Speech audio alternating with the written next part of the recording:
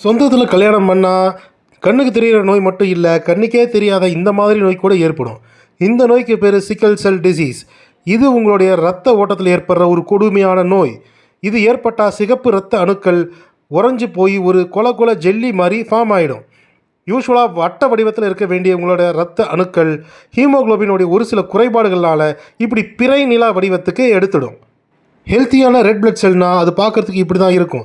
ஆனால் சிக்கல் செல் வந்துருச்சுன்னா உறைஞ்சி போய் ஜெல்லி மாதிரி ஆகி ஒன்றுக்கு மேலே ஒன்று ஒட்டிக்கிட்டு கடுமையான மூளை வலி, வயிற்று வலி ஏற்படுத்தும். இதுலேருந்து டெம்பரவரி ரிலீஃப் கிடைக்கணும்னா பிளட் டிரான்ஸ்ஃபியூஷன் தான் செஞ்சாகணும். ஆனால் இதுவும் ஒரு டெம்பரவரி சொல்யூஷன் தான். நம்ம இந்தியாவில் மட்டும் 20 மில்லியன் மக்கள் இந்த நோயால் பாதிக்கப்பட்டிருக்காங்கன்னு சொல்கிறாங்க.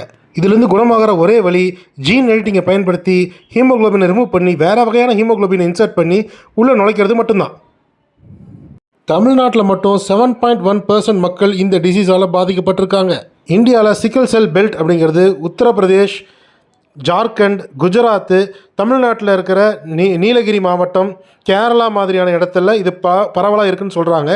இது பழங்குடியின மக்கள் கிட்ட தான் நிறையா இருக்குதுன்னு சொல்கிறாங்க. அதுக்கு காரணம் பழங்குடியினர் மக்கள் சொந்தத்துக்குள்ளே கல்யாணம் பண்ணுற பழக்கத்தை இன்னமும் வச்சுருக்கிறாங்க. சொந்த மாமன் பொண்ணை கல்யாணம் பண்ணுறது, அத்தை பொண்ணை கல்யாணம் பண்ணுறது, அக்கா பொண்ணையே கல்யாணம் பண்ணிக்கிறது மாதிரியான முட்டாள்தனங்களை செஞ்சால் இந்த நோய் உங்களுக்கு கண்டிப்பாக ஏற்படுறதுக்கான வாய்ப்புகள் இருக்குது. இந்த நோய் ஒரு ஜெனட்டிக் நோய், இன்ஹெரிட்டன்ஸ், அதாவது அப்பா அம்மா கிட்டேருந்து பிள்ளைங்களுக்கு வரக்கூடிய ஒரு ஆபத்தான நோய். இது 2 வகையாக பரவக்கூடியது. அது என்னென்னு பார்த்துடலாம். இந்த நோய் வரணும்னா உங்களுக்கு 2 பாசிபிலிட்டிஸ் இருக்கணும். அம்மா கிட்டேருந்து ஒரு ஜீன், அப்பா கிட்டேருந்து ஒரு ஜீன், ரெண்டுமே சக்ஸஸ்ஃபுல்லாக டிரான்ஸ்மிட் ஆனால் தான் நோய் வரும்.